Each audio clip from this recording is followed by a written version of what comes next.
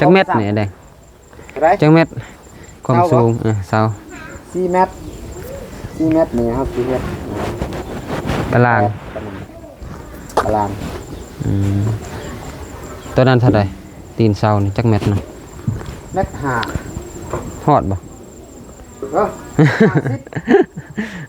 เม็ด5ลง50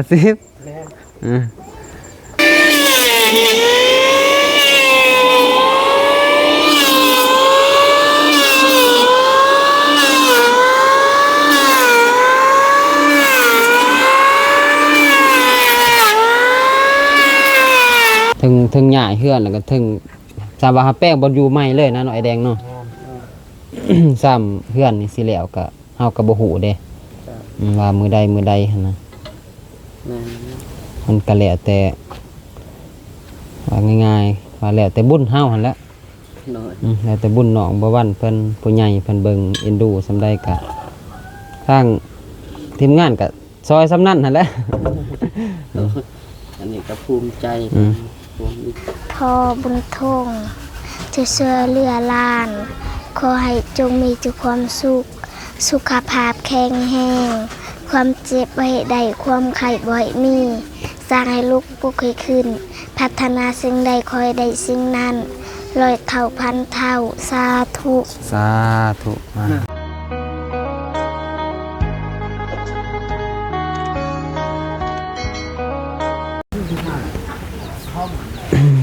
เปิดภาพมาพี่น้องเอ้ยบ่มีกาหายหน้าหายตาไป 2-3 มื้อละบ่ได้ลงคลิปนี่เนาะพี่น้องเนาะมื้อนี้ก็เข้ามาอยู่ที่บ้านกันดอนคือเก่าเด้อพี่น้องเด้อเข้ามาอัปเดตทางบ้านน้องบ่วันเพิ่นพี่น้องเอ้ยเพราะว่ามื้อนี้ทางไอแดงกับไอซีเพิ่นก็ได้เข้ามาแล้วเนาะเริ่มมามือแรกมือทำอิฐพี่น้องเอ้ยฝนฟ้านี่ก็เริ่มอยากตกใหม่5กว่าแดดใหม่ๆพี่น้องนี่ก็มาตกต่ออีกคนนี่โทโอเคพี่น้องกาหันหน้าหันตามาทางนี้ก็เด้อพี่น้องเด้อก่อนอื่นเมื่อกะ กับทักทายสบายดีพ่อแม่พี่น้องเมื่อสุขสุขคนเนาะว่าสิอยู่ภายในหรืออยู่ต่างประเทศก็ยินดีต้อนรับเข้าสู่2บามิกเสนอเส้นเก่าเส้นเดิมเด้อพี่น้องเด้อฝากกดไลค์กดแชร์ฝากกดติดตามให้บามิกเด้อพี่น้องเพื่อเป็นกำลังจิตกำลังใจให้บามิกได้ทำคลิปต่อไปนะพี่น้องเนาะก็มาเปิด ภาพอยู่อยู่ในเฮือนต่อพี่น้องเพราะว่าฝนตกยาก็เลยแลนเข้ามาในเฮือนก่อนเนาะพี่น้องเนาะค่อนข้างอยากคนนี่บัดเศร้าบัดบ่ออยู่จักสิวาเนี่ยน้องบ่วันสบายดีน้องบ่วันสบายดีสร้างมามือแหลกเนาะ ก้าวว่าฝนสิเศร้าเลยพี่น้องก็ยังฝนตกคือเก่าอยู่บัดเศร้าบัดเดือนช่วงนี้กันจะได้ ดีใจวะดีใจจะได้พวกกระโพดปิ้วมดเลยยังว่าดีใจ กระโพดมันต้นหนองเพิ่นพี่น้องที่ทางพ่อแม่เพิ่นปลูกขนาดก็มันพื้นที่คับแคบเนาะก็เลยจำเป็นต้องได้หรือทอนออกหมดพี่น้องถ้าบอกอะสีปลูกสางใหม่กับบ่ได้เพราะว่าเนื้อที่มันบ่ได้กว้างพี่น้องมันแคบแน่ก็สีลำบากแน่แหละเขาว่าใหญ่เฮือนนี่ก็เพราะว่ามันเขาสู่ฤดูฝนพี่น้องแต่ก็ต้องได้ใหญ่เพราะว่าทางผู้ใหญ่ทางเบาสายเพิ่นเนาะอยากให้เห็นตั้งเป็นโครงหางก่อนเพราะว่าเพิ่นอยากเห็นพี่น้องก็เลยเพิ่นก็ได้โอนเงินจำนวนหนึ่งเนาะแล้วว่า ซ้ำจ้างสร้างแหละอยากให้สร้างมาเฮ็ดให้เห็นก่อนพี่น้องเดี๋ยวสิไปหาทางไอแดงกับไอซีเพิ่นก็เข้ามามือนี้เป็นมือแรกสบายดีเด้อเด้อฝนตกเนาะตอนนี้ก็ บ่มีใส่กล่องนาเลยพี่น้องเอ้ยอยู่กับพ่อน้องเพิ่นแม่ไปไสแม่เพิ่นเอื้อยเพิ่น เป็นโลกา เป็นลูกกะบ่ โดยแม่ อืม โลกาปะซอยบางเพราะว่าเราก็ขอให้งาน ขอให้ ผู้สิเลย ขอให้งานบ่ โดย อืมถือว่าซอยกันเนาะ โดย เอาแห้งกันพี่น้อง เอาแห้งกัน อืมก็คือแบบเดียวแหละคือบะหมี่กะ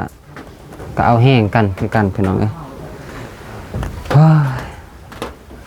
เดี๋ยวสิไปเบิ่งทางใบสีใบแดงเพิ่นก่อนพี่น้องอยู่นอกเพิ่นน่ะใบสีก็ครบใหม่กันพี่น้องเอ้ย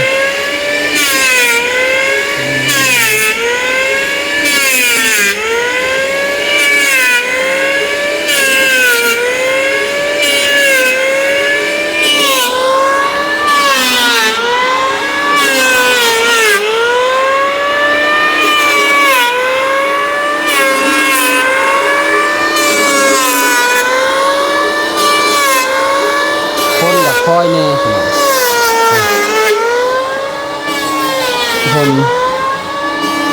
คนคอยแต่ว่าก็บ่แห้งยาแห้งเกินครับ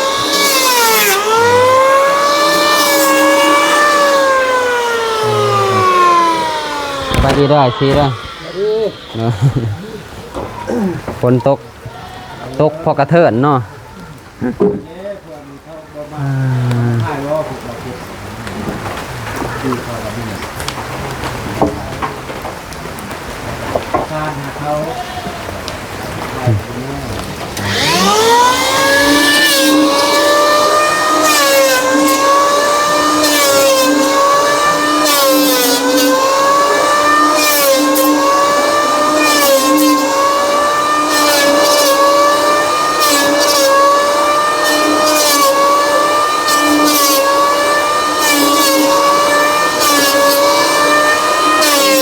คนพี่น้องเลยมีข้าวห่มนักนี่ซื้อได้อยู่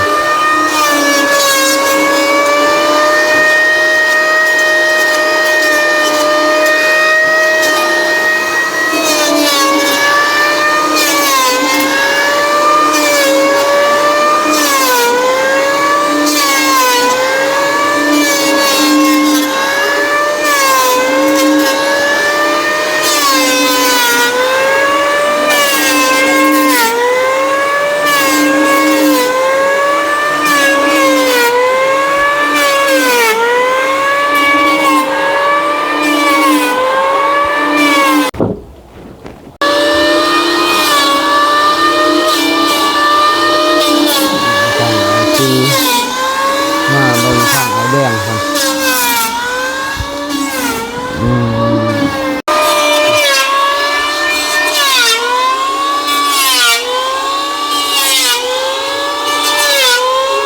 ลังตบเสา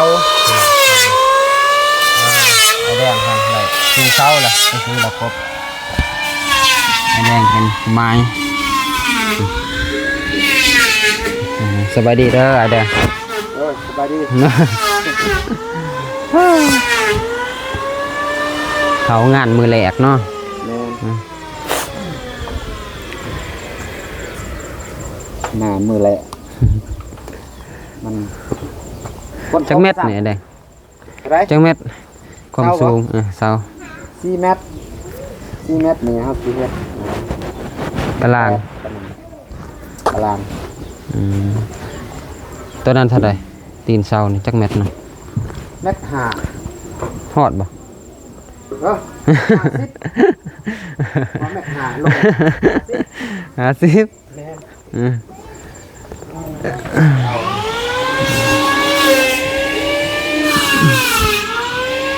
แดงละไม้พี่น้อง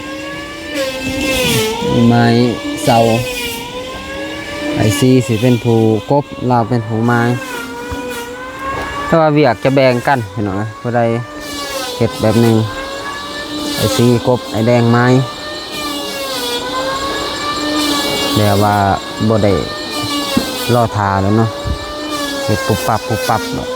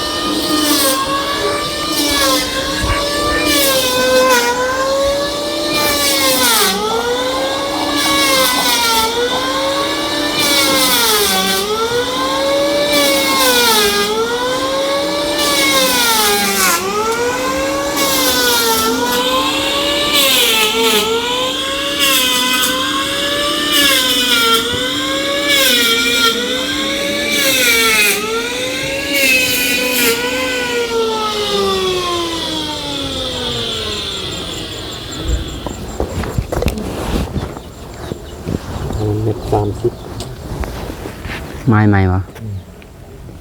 เม็ด30 30กับ50ก็เป็นแมป เม็ด8เม็ด80 ยึดหัวเนาะแมป80 กายวิทย์แล้วห้าวสูงอยู่บ่ จักแมปจ้ะ ฮะ จักแมป เม็ด60ป้ายนะ 60สำคัญเลยบ่ติดเนาะ ถึกหนามเด้ ฝนตลด คนก็ตกแล้วก็แดดพี่น้องแต่ว่าแดดก็แบบแดดเอาเนาะไอ้เด้ จังซั่นยามฤดูฝน หักอันนั้นอยู่พี่น้องแต่ว่าเมฆนี่ยังเต็มท้องฟ้าอยู่แต่ว่าแดดแบบอันนั้นเขาฝนฟ้าอากาศอยู่เลย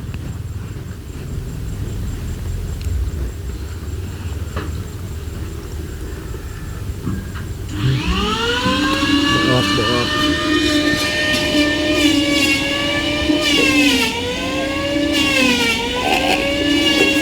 ถึกน้ำบ่ได้เนาะ ซอเนาะใส่ ถึกน้ำบ่ได้เนาะ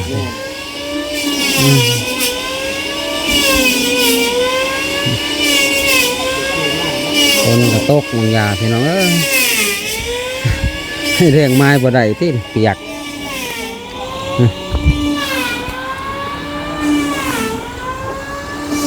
แดนกับดินลาวกับเพลงนี้พี่น้องเอ้ยเรื่องนี้ก็เป็นของข้าวอีกลาวแยงลกซื้อไปใส่ลักหัวนะนี่แหละเนี่ยทีก็ถ้าว่าเอาออกหมดนี่ก็นาทีก็สมควรเติบพี่น้องประมาณ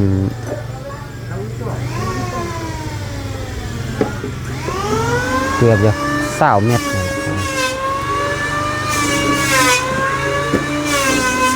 ความกว้าง20 คูณ 20ประมาณนี้นะ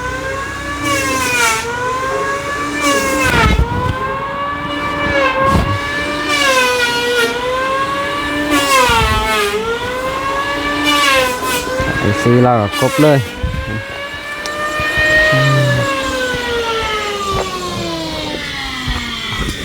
ปะใหม่จนอยากดำมืดพี่น้องเลย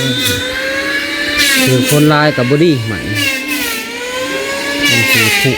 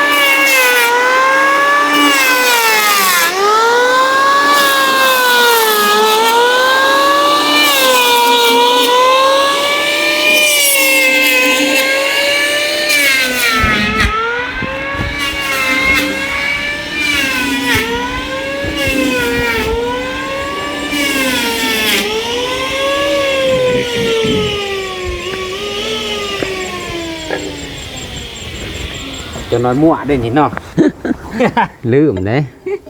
ลบก่อน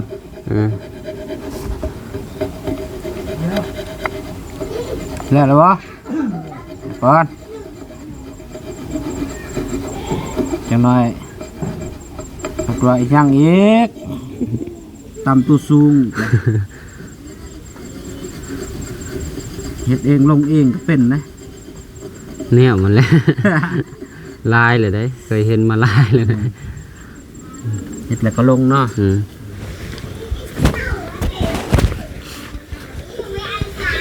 หย่อเสาอยู่บะมิกได้หย่อซอยอยู่แต่ว่าตอนนี้อันนี้อยู่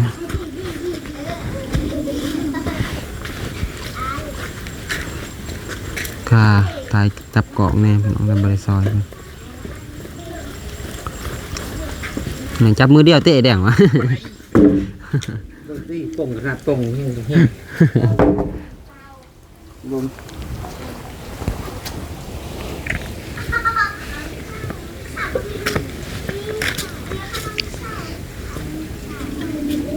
แหะมันไป ใส่หมดไปหมดเลย เพื่อนนี่มันได้สิกเขาไปข้างผลหน่อยแดงเนาะ ทางใด ผลแล้วผ่าบางคน ทางนี้บ่ สิกไปผลเพื่อนนี่ บริสุทธิ์แล้วมันก็มาอยู่ข้างนี้ ฮะ อยู่ข้างนี้แล้ว เพื่อนนี่เลย เนี่ย อืมมันชีวิตบ่สิ เพื่อนหน่อยบ่ แม่นแม่ แม่ น น อืม ไปชิดไปฝุ่นแล้ว เพื่อนหน่อยนี่แหละเพราะว่ามันได้ถือมืดเด้นี่เนาะ แม่น มันได้ยับเขาไปแจ้พวกนี้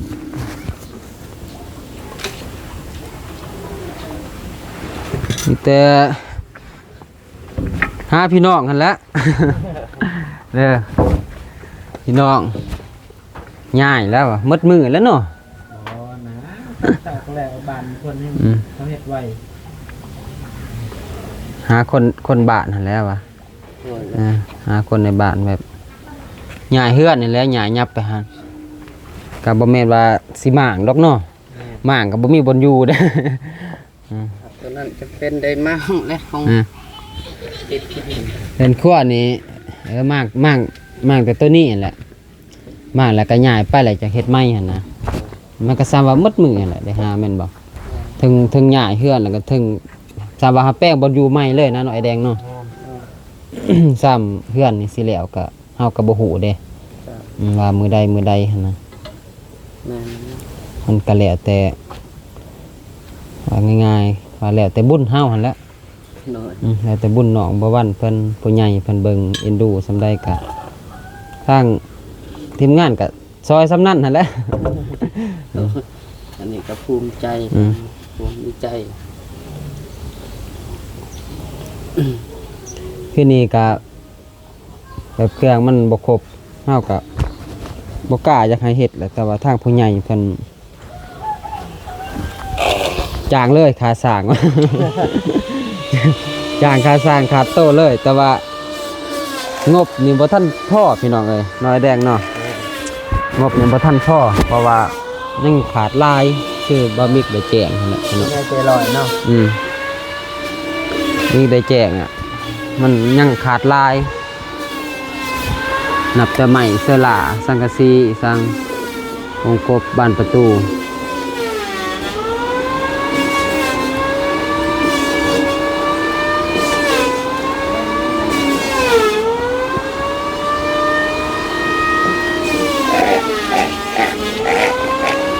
ว่าน้องบ่วันเพิ่นกางบบ่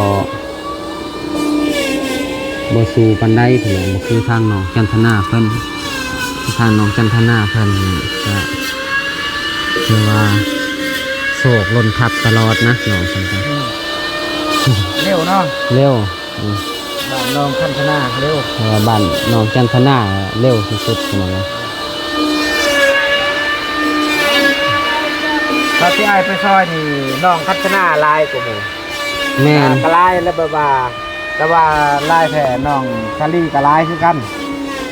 แล้วก็น้องคันธนานี่กะลาย แต่ว่าน้องสลีก็บ่ไหวอยู่เนาะมีแต่น้องจันทนานี่แหละงบอยากไหวพี่น้องเอ้ยผู้ใหญ่เพิ่นเอ็นดูน้องเพิ่นหลายแต่ว่าอยากให้แล้วไวๆว่าทางน้องบ่วันนี่ก็ทางทีมงานก็บ่ฮู้พี่น้องเอ้ยว่าจักสิได้ทำได้ล่ะแต่ว่าทางผู้ใหญ่ทางบ่าวสายเพิ่นก็จ้างเพราะว่าโอนเงินมาจำนวนหนึงเนาะจ้างค่าสร้างเลยพี่น้องเอ้ยให้มันได้คิดตังค์แต่ว่างบนี่แม่นจ้างสร้างนี่คือว่าสำเร็จเลยหน่อยแดงเนาะ โดย แต่ว่ามีแต่พายทงคืนพี่น้องแต่ว่า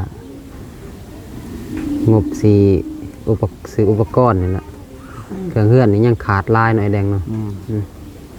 มันยังสิบ่พอลายพี่น้ บ่า อง ทรายว่ายังบ่พอ อืม แต่งบค่าสร้างนี่พอแล้ว งบค่าสร้างนี่ได้แล้ว แต่ว่าผู้ใหญ่เพิ่นจ้างเต็มเลยแต่ว่าสร้างนี่ แต่ว่าก็คือเก่าหน่อยแดง จ้างเต็มครบแล้วแต่ว่าไม่บ่พอกับบ่แล้วกับบ่ได้คือเก่าเนาะ ก็บ่เป็นหยัง เพราะว่าค่าสร้างท่อเมื่อใดเมื่อนั้นสร้างไปเฮ็ด แต่ว่าเพิ่นได้เมื่อใดก็ไปเฮ็ดมื้อนั้น แล้วว่า สิว่าไว้มันก็บ่ไว้นั่นพอมันบ่พอเด้ แน่เครื่องมันบ่พออันนี้น่าจะสะพี่น้องเอ้ยบ้านหนองบัววัดนี่ครับเครื่องเก่าแล้วก็นี่จะได้ย้ายออกไปย้ายไปทางพุ่นน่ะ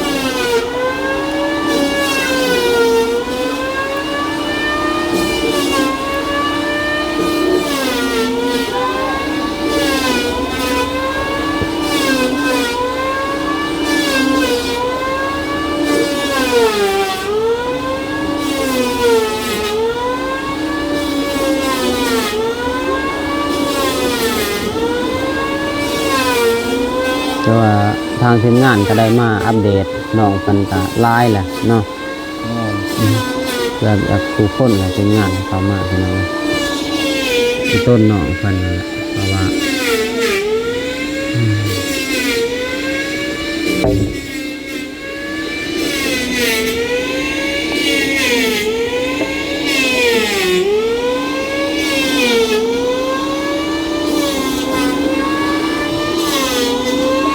เปลี่ยนไหมบ่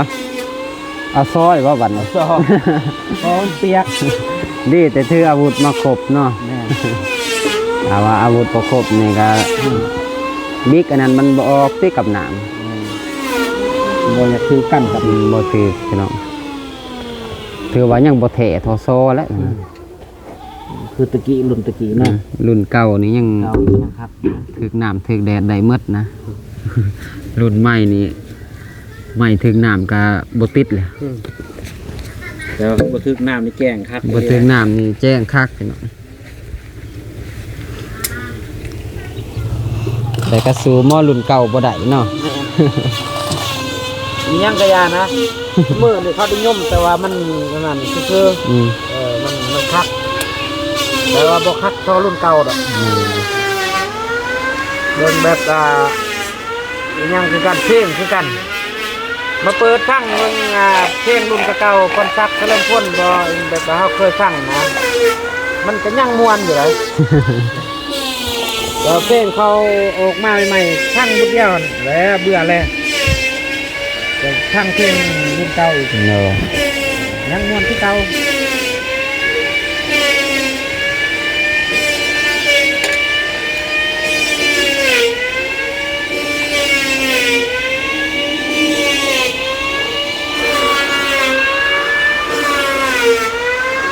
คันย้อนยุคใดมันย้อนยุคเก่าเนาะ มันไหวโผดมันพัฒนาเกินไป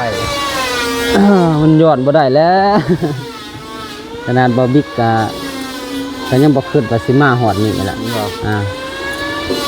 แต่ยังคิดว่าตะกี้ก็คือว่ายังเป็นวัยรุ่นหรอกอยู่มานั่นก็คือว่าเวลามันผ่านไปไวพี่น้องบัดเฮาใหญ่มาแล้วนี่เฮาคิดว่าเวลาคือมันไว บ่คือตอนเป็นเด็กตอนเป็นเด็กน้อยนี่คือว่ายากใหญ่แท้ว่าคืออยากใหญ่อยากเฒ่าแท้ มันมีเท่าแล้วบ้าคือเท่าไหวแล้ว วันใหญ่มาอายุเริ่มสำนีแล้วคือมาไหวแท้มา คิดว่าตัวเองยังอยู่ได้ว่าจะทำได้เท่าเบิ่งแวนโอ้ย ไปแล้ว แล้วนึ่งนี่หัวผมอยากงอกผมงอกไว้ ผมแล้วสิผ่าแก่ไว้ ช่องแถวแถวล้นแล้ว วันเรื่องแควนี่มัน รู้จักแล้วตัวเองเท่าแล้ว หูแล้ว แต่พ่อนี่บ่หูแล้ว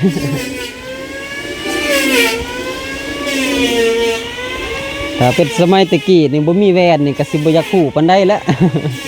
เบิ่งเจ้าของ บ่ได้เบิ่งเจ้าของเด้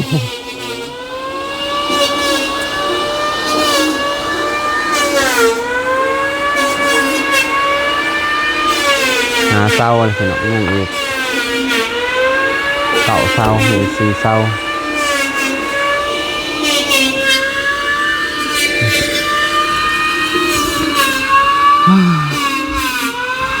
สิเดี๋ยวจะสั่นเลยพี่น้องเลย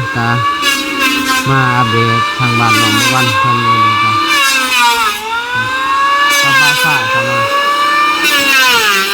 นาะบ่ครับ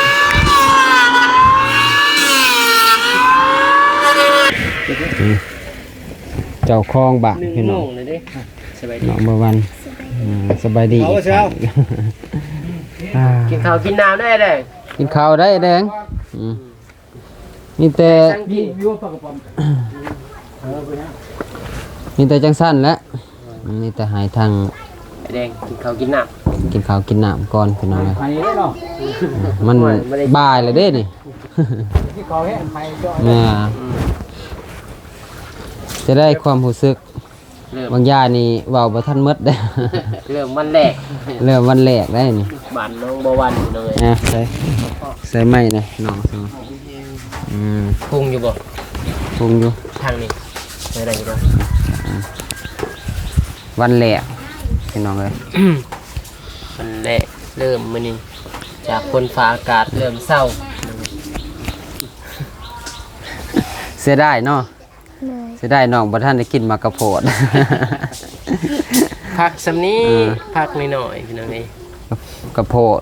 เครื่องหอมเราปลูกลายพี่น้องเอ้ยเสียดายแต่ว่าเนื้อที่ดินมันน้อยถ้าเนื้อที่ดินลายเนี่ยเราปลูกคือสิเต็มเลยตามเบิ่ง ที่เล่นได้ก็ง่าย อืม หน้าบ้านเท่านี้นะ หน้าบ้านท่านนี้ก็ยังมีของปลูกของพังเต็มอยู่ถ้ามีดิน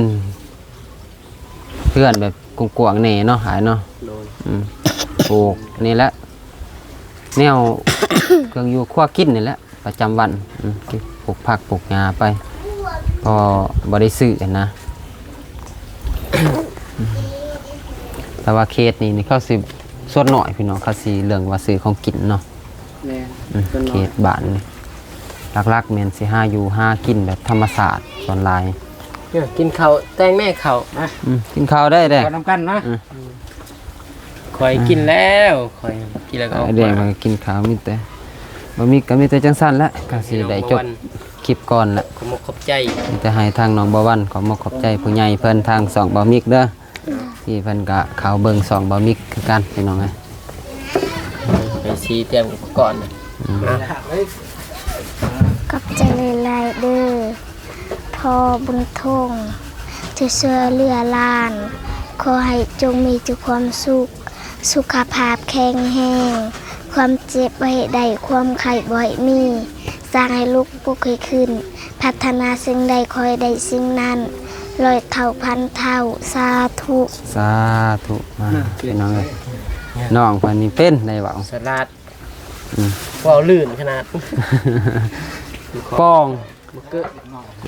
อ ใจปองแน่หน่อยไอ้ซีนั่นบ่ อาหาร สบายนะไอซีได้ก็ได้ สบายคือกันกับลูกนั่นเนาะ